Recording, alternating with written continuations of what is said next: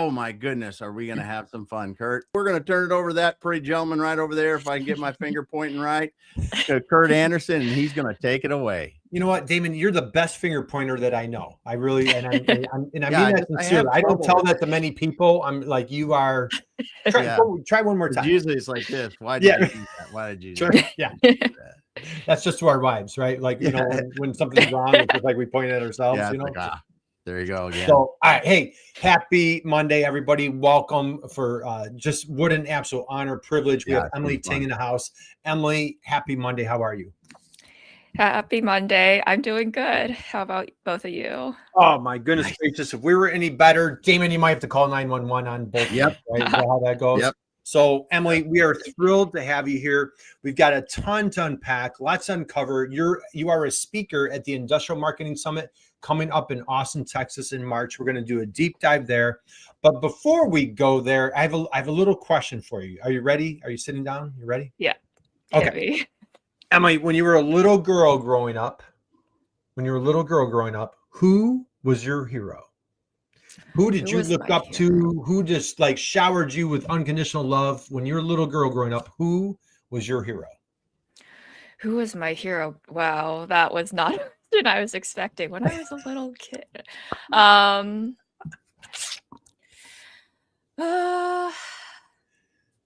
How little are we talking? Like when I was 5 years old? It could be anywhere from kindergarten to high school. You know, it could be a parent, could be a grandparent, a teacher, a coach, a mentor, just somebody, a neighbor, anybody that who jumps up. We've had people have said like TV characters. We've had sports. We've had cartoon characters. So we've had all sorts of different answers. Curious to hear what you think. Oh, now that you bring up cartoon characters, there was, I loved, watching superhero TV shows growing up. There were a lot of good animated ones back in the day. One of them was like Teen Titans. Loved that show. And Raven was my favorite character from that. I also like anything X-Men related. I was always watching that, and Rogue was a favorite character, I think, because both of them, had like a lot of walls up around them, and they just, had a lot of depth as character that, I think a lot of people could relate to, try, the struggle to open up or, express yourself well. Right. Awesome. Great answers. We put you on the spot. Yeah. Thank you. Hey, Damon, we got a friend that stopped by saying hi here. Peter's here. Johannes Van Heerden. Thank you. Thanks for stopping by today. He says happy Monday. And I hope I didn't butcher your name too badly. I think you did pretty good. You're pretty good with names, man. So, hey, guys, drop us a note. Let us know if you have any questions, because we've got an expert here. We're going to be diving into a wonderful topic. Emily is a speaker at the Industrial Marketing Summit. On top of that, you are a marketing specialist at CCS. Now, let's go there. Now, Emily, if you don't mind, and I didn't even mention this to you, we're going to pull up your website and just to give people a little sneak peek, but share with the folks CSS. Who is CCS? Who is CCS, and how do you and your team make the world a better place? Yeah, so we're a machine vision lighting company, and if you don't know what machine vision is, that's when you're, using a camera to support, an automated process in the manufacturing space usually. So if you're, trying to inspect for defects on this, product, and you want to make sure that those defects don't get passed and end up in front of your customer, you're probably using a camera to look at it to see, is there a defect there or not, and those cameras usually require dedicated lighting to help them see what they need to see for a variety of reasons. Kind of break that down on our regional website that you have pulled up there, but it can be because the product is moving super quickly down the line, or I think people underestimate just how difficult it is for a camera to see certain things. Like, just because we think it's easy to see, we can like see that scratch super easily. Doesn't mean it's the same is true for a camera, and so our lighting helps to like make those scratches stand out, or if you're trying to read an embossed code and make sure, you know, the lot code is correct, you need lighting for that as well. So it just has a lot of applications across all different industries. Yep.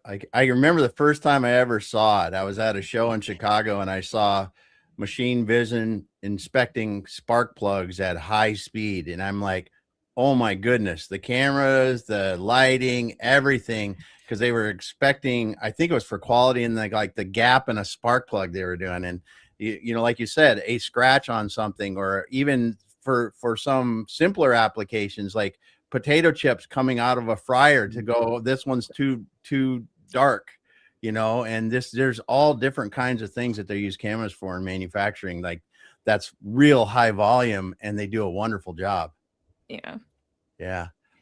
One other one that was really interesting, I saw it in a seed plant in the Midwest where they were trying to grade seed that would go back out into the field as seed to grow more corn. And it was just like, you don't realize that there's gazillions of bushels that are photographed one seed at a time, just to make sure it's all quality. It's so cool what you guys are doing, different stuff like that. You'd be amazed, like some of the stuff that we encounter, and it's just like, you know, the randomest things that you're like, oh, of course this would have to be inspected, but you know, we end up with a lot of, you know, interesting samples sometimes. Like once there was like some pickle jar application, so the customer gave us like 20 jars of pickles or something, and that engineer had a lot of pickles that she needed to eat / you know, share with her friends and family. Yeah. Oh, that's cool. That's cool. Well, absolutely love it. And so, hey, Damon, just a couple comments here from Peter. He says, hey, you got it perfect. Got it right. Hey, Thanks. way to go, Damon. Great job. Thank you. Emily, he says he's also a big DC and Marvel fan as well. So we are here too. Absolutely love it. So, all right, guys, again, drop any questions in the comment box if you have.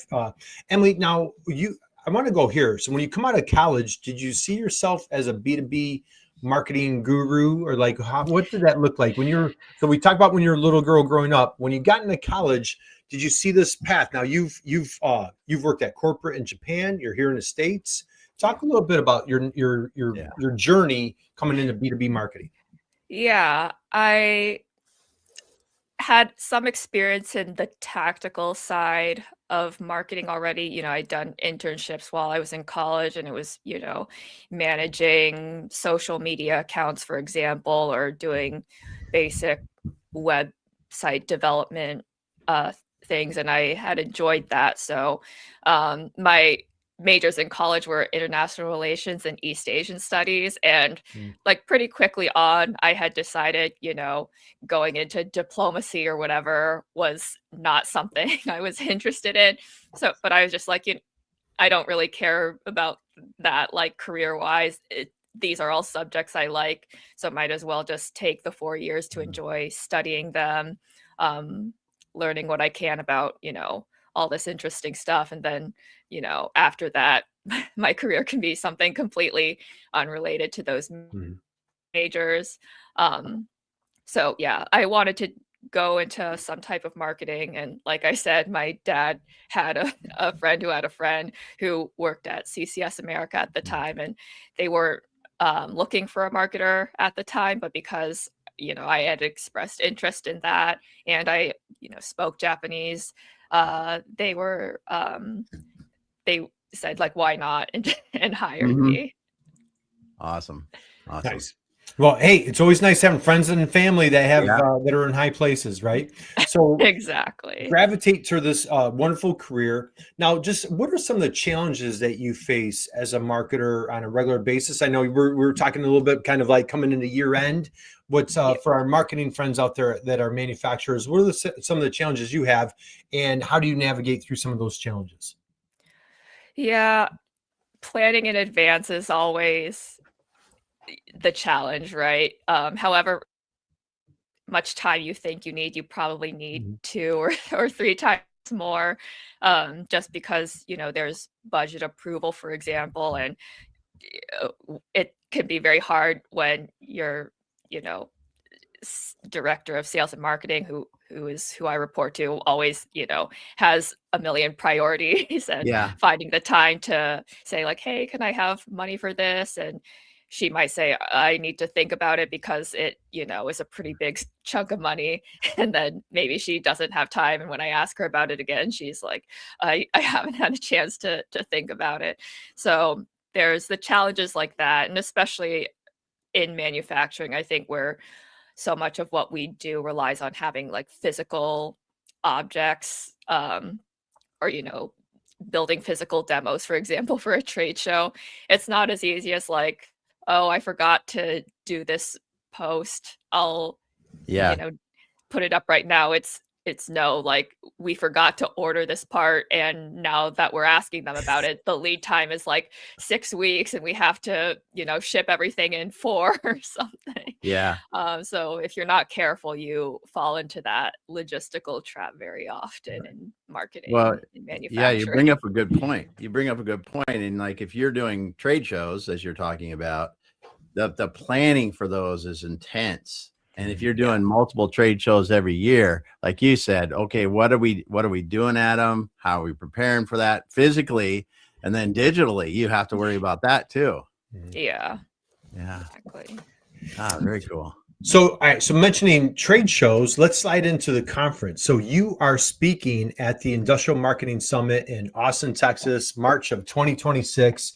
What an absolute honor. It is a powerhouse conference. Emily, you and I both have been at the past 3. It's like the who's who in industrial marketing. If all the cool kids are there, right, Emily? Is that how that works, right? All the cool kids are there? Is that what they say? Definitely. Looking at this year's lineup, I was like, oof, I've got my work cut out for me. Man, I'll tell you, it is a Hall of Fame lineup, and we've had the privilege of almost all the speakers have either been on the show or are going to be coming on the show. So let's dive in. I'm going to share my screen real quick. I'm going to pull up your particular topic. What a great topic. How did you, so let me just share this. So how we built a distributor benefits program that excited everyone involved. Emily, how did it, like, please give us the curious minds would love to know. We'll come back to this in a minute. Curious minds would love to know, how did this come about?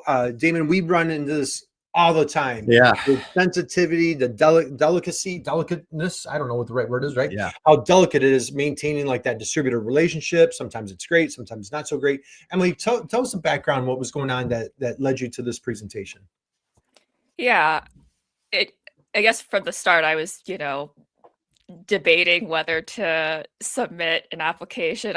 Like I said, I've never done a presentation at a conference before. So I was like, oh, I want to take this challenge on. And I said, why not? And so I asked Peyton Warren, who's one of the main, persons in charge of the conference, what types of topics people were asking for, so I could get some ideas.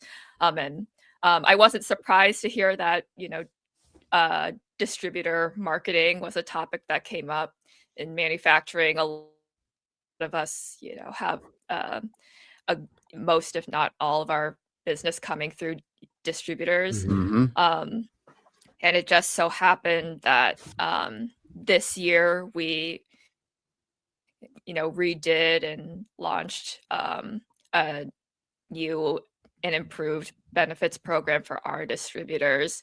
And all things considered, it went pretty well, despite, like you said, how delicate that relationship management can be. And it was maybe one of the first times where I felt like, oh, leadership and sales and marketing were all like, really aligned. Wow. And I feel pretty good about what we put out in the end to our customers. And so I felt like, oh, this could be a good thing to talk about, just to share like our experience and give some ideas or guidance on how people who are in a similar situation can create something similar for their own customers. Well, absolutely love it. And so one thing that you kind of slid right into one of the questions, or slid into an answer. One of the questions I had is leadership. How did you get leadership buy? So leadership, sales, marketing, that triangle that usually isn't very symmetrical, right? Usually everybody's kind of maybe rowing in a little bit of a different direction. So without giving away secret sauce, again, you've got to catch Emily at the Industrial Marketing Summit in March, of course. But Emily, just share a little bit, like how did you get everybody on the same page? It was interesting in that this actually came from leadership, which I don't know if you're always, so lucky in your company, but it's one of those weird things, right? Where everybody kind of knows it's an issue that you have to tackle, but you're always saying, oh, we'll take care of it next year. And then you say that for 5 years. Yeah. And then like for some reason the stars align on one particular occasion and it's like, all right, like this is the time that we're going to make this a priority as a company. And you don't really get to control that. So in that sense, we were fortunate. So they took the lead on maybe some of the more sensitive topics of just like how are we going to evaluate distributors as high performers versus low performers, like if that's in terms of total annual sales, which that's one of the factors and maybe the biggest factor. It's like, how do we find the right number for that? They were in charge of that conversation, which I think made it really helpful, and got everybody, aligned. Nobody was just like, or there was a lot of debate about it, but we all came out on the other side like very like still on the same page, essentially. So that was really important. They like defined everybody's roles in it as well. So marketing would be in charge of like, once the different tiers were set, coming up, we were in charge of coming up with the benefits and then working with leadership and sales to say like, okay, should we offer this benefit or not? If we offer it, does everybody get it? Or do we, give the high performers a better version of that benefit? Yeah. Etc. And so the other departments then are like giving us feedback for that. And then we were responsible also for helping the sales team kind of go to market with it. It's not necessarily a product, but helping them effectively launch and communicate that to distributors. Yeah. Yeah, it's a huge thing to really go through that, because your distributor relationships can be massive in terms of sales, and you want to be able to, really keep growing the business in different ways. When Kurt and I would see it in the past, it's really like, okay, here's an OEM and we've got distributors, because that's how we've done it for many, many years. But now we've got this little thing called e-commerce, where we can maybe do some e-commerce sales too. And it could be direct on our website, could be on distributor's website. There's all these variations. And that is just such a challenge to navigate. And it's so cool that you guys were able to do it. Yeah. Hey, we've got a couple of questions here. Peter's popping in a couple of questions. Damien, you want to grab that?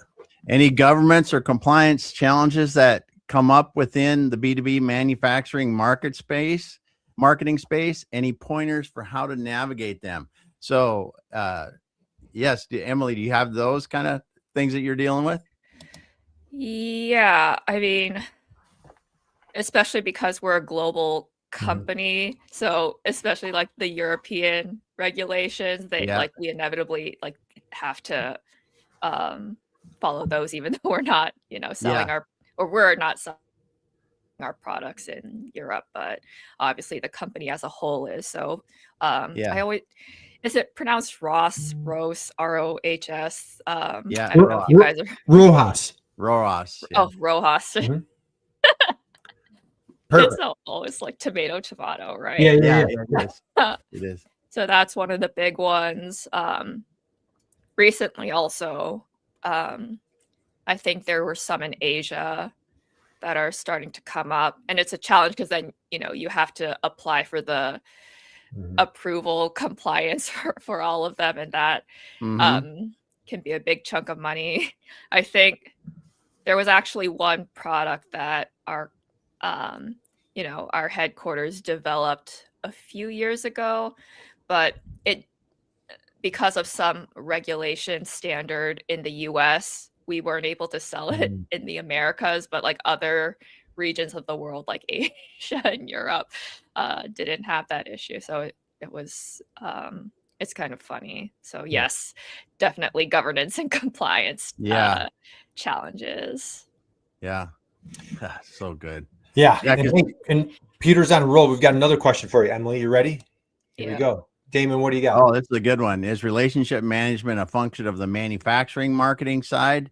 And what is your go-to for keeping your ducks in a row with relationship management? Great questions. Thank you, Peter.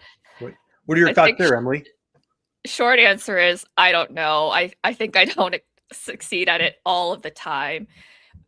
It probably comes up a lot for marketing just because so much of marketing comes down to like getting buy-in from other people, whether it's like buy-in from leadership for a budget, buy-in from one of your technical experts of like, can you give me 30 minutes to ask you, non-expert questions about this particular topic, or, help me like fact check this blog that I wrote, make sure that I didn't say anything, factually inaccurate, or just, even with sales, like convincing them to use the materials, or if you have to build a certain system or process, like making sure that they're following that process. Like CRMs, I think, are a good example of that, making sure they fill in, or what the necessary information gets filled in for you to report on the things that leadership will ultimately care about, or so there's always just like some type of approval that you need to get from any department. Relationship management is kind of a built-in like big part of the job, I would say, and sometimes we get it right and sometimes we get it wrong. Well, it's always a process, right? It's a work in process. So I would maybe just say like try to interact with those departments as much as possible. It can be tough when you guys work remote, for example, but the more you're in front of people, the more you get a sense of like, oh, this is how to communicate to this particular person, and this is how you communicate to this particular person. Or if you want a certain outcome, oh, I should like go through this person to get that person to agree, because they'll agree more easily if it comes from that person versus if it comes from me. So the more you interact with members of those other functions, the more you can like build rapport and figure out how to navigate those relationships to get what you want and build those connections. How about on the customer side, Emily? Did you get involved like any like customer relationship management? Like, do you guys use a CRM tool like Salesforce or anything that you want to share there? We use Salesforce. It's still a pretty new tool for us. We're in like the crawl stage, right? Of like crawl, walk, run. We are, I think, still very much in the crawl phase, and we're still all collectively learning that way.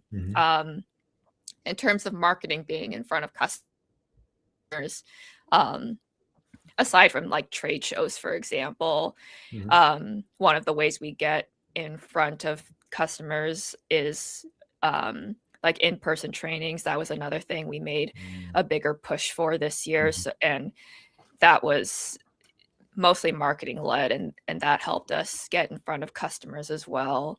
Some that a new development this year that I think the benefits program might have helped play a part in is that we had more invitations from sales to join them on customer visits, or when they were going to meet with a customer, they would invite marketing, which didn't always happen, or almost never happened in the past. And so that's been that's been a great way also to start getting in front of customers and hear directly from them. Yeah. Yeah. Getting that direct feedback is incredible for marketing, because secondhand anything is not quite as accurate as right from the people themselves. That's Yeah. cool. That's cool. Yeah. So I'm going to come back to the Industrial Marketing Summit. So again, if you don't mind, I'm going to share my screen one more time, and let's go back to your session here. So again, guys, if you're just joining us, we're here with Emily Ting. She has a wonderful, incredible jam session, we're going to call it, coming up at the Industrial Marketing Summit. How we built a robust and incredible, vibrant distributor benefits program. Doesn't say that right there, Emily. I had a little bit. But revamping distributor programs requires more than good intentions. That takes strategy and buy-in. And so, Emily, what else can people, again, we don't want to give our secret sauce away. What else can people expect when they catch you at your jam session at the Industrial Marketing Summit? Yeah.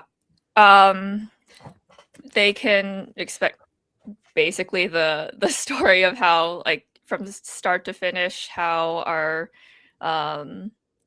again, since like I said, it came from leadership. So from leadership saying, hey, we're going to do this thing, how we, developed the program over, I think it was Q3 of last year. So it's taken essentially like a year and a half for us to get through this. So yeah, developed it in Q3. And from there, like, go, pre-launching it to launching it, troubleshooting along the way, and hopefully giving people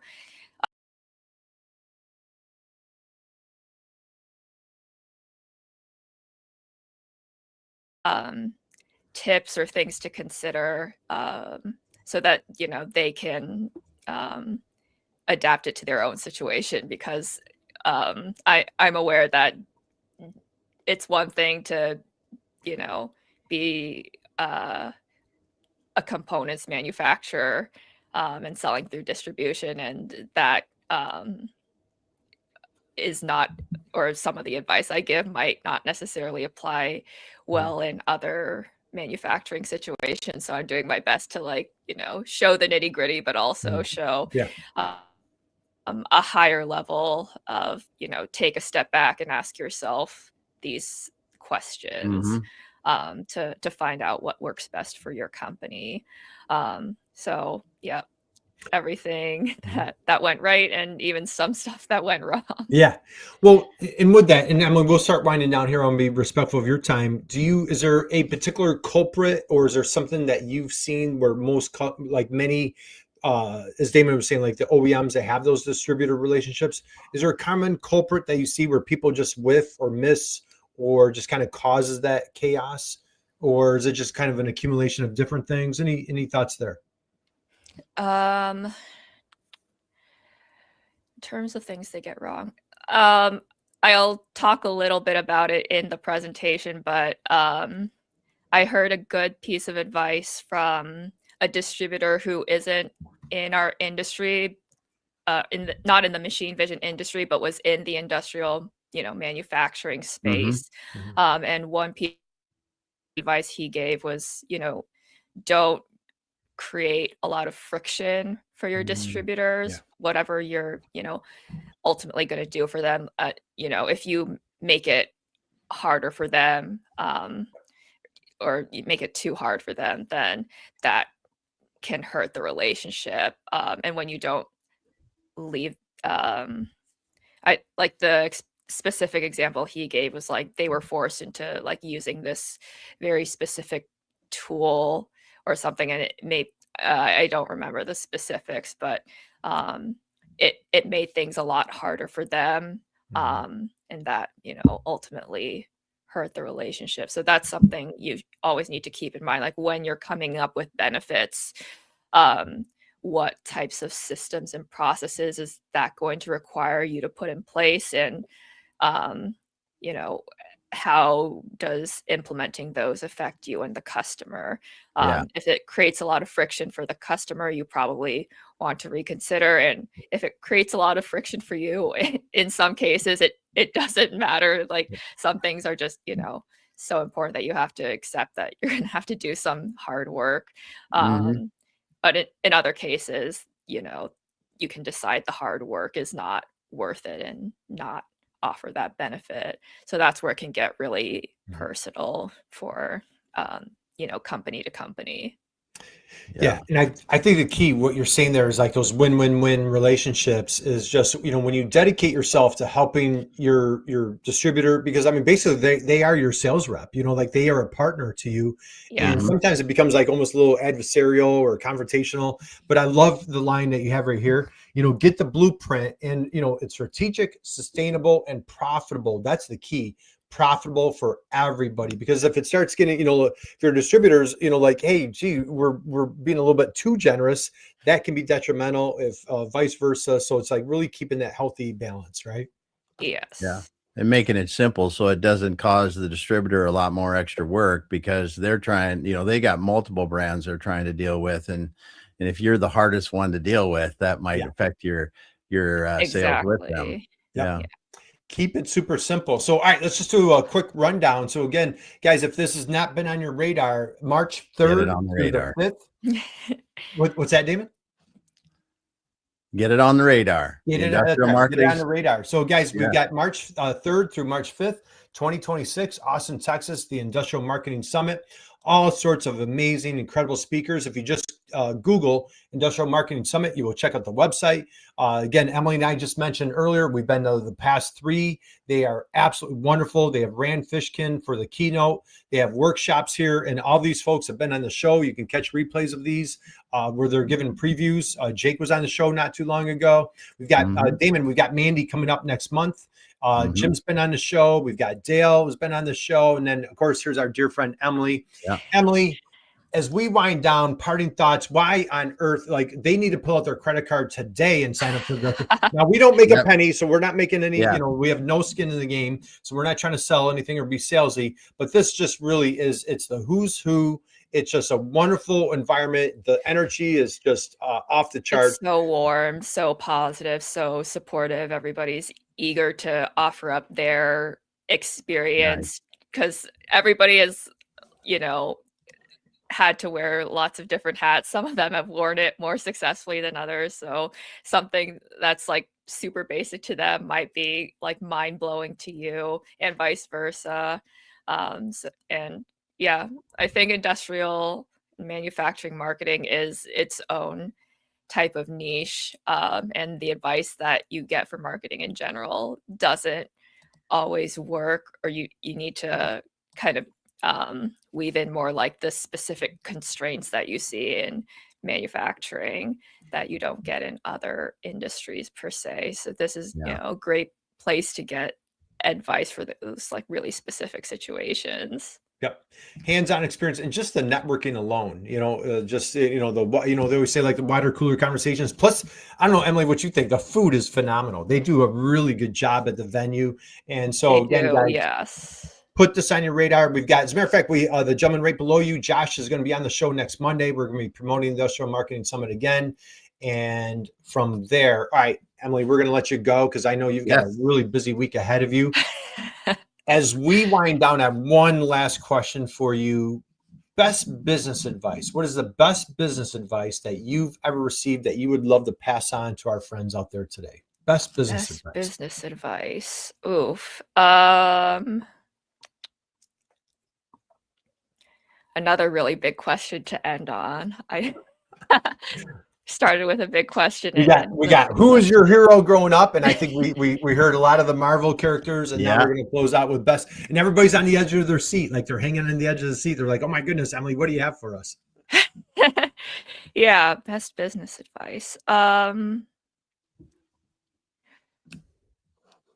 Something that I actually think I need to work more on, but I have heard is, good business advice, and I agree with it, is understanding how the P&L statement works. That just, can open up a lot in your understanding of like how your business stays afloat, and by by consequence how you can better make your case for the things that you want, especially if what you want costs a lot of money. So I still have a lot to learn about the P&L statement, but I've heard the advice, and I think it's good advice. Yep. Cash in, cash out. Where's it going? Where's it flowing? That is brilliant advice, Emily Ting. Thank you very much. Damon, one more comment from our friend Peter. Yes. Wish I was in or close to Austin. Would love to attend the summit. Unfortunately, I'm sitting in South Africa. Thank you so much for all the insight. Really appreciate the feedback. Well, Peter, thank you, my friend. We never take that lightly. Everybody's busy, so we always cherish when folks join us. Thank you. We appreciate that. No, Emily, thanks you. Damon, parting thoughts, words of wisdom. What are your takeaways from today's conversation?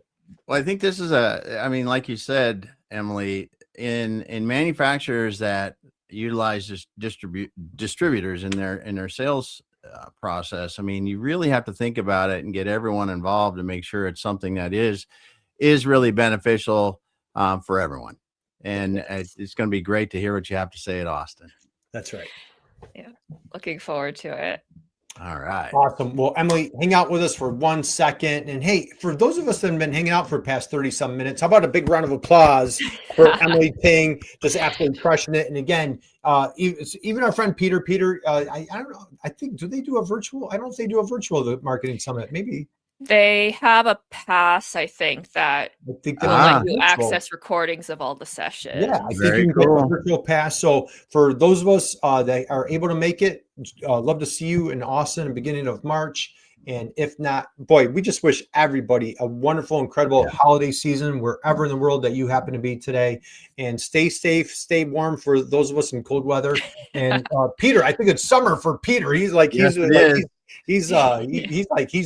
need to tell him to stay cool, right? Because he's in summer right now. So, all right, Emily, hang out with us for 1 second. And guys, we'll be back here Friday. Damn, we've got Wesleyan Whitaker is launching her new book. And so we're going to be featuring her new book on Friday. Can't wait for that. So guys, have a great rest of your week. God bless you. We'll see you soon.